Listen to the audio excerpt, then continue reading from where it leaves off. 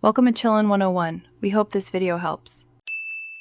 Start by opening the original photo in your editor. You want the full depth information available. You're doing this because removing portrait effects needs that depth map.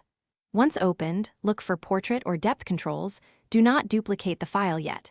If you're in Photos on iPhone or Mac OS, tap Edit. If in Lightroom or Photoshop, import the file. Make sure to switch to the Depth or Mask panel. This is where you'll begin to change the background blur settings immediately.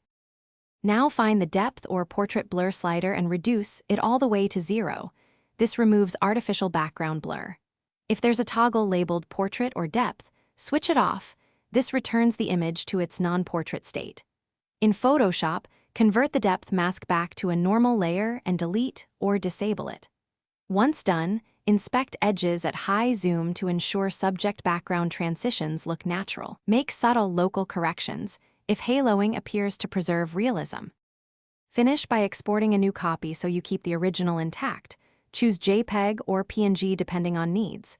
If you see edge halos or color shifts, use a small feather or refine edge brush to blend, or apply a subtle clone/heal to problem spots.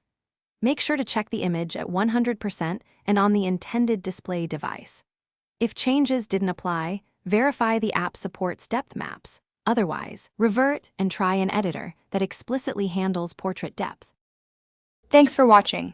Consider subscribing if we helped you.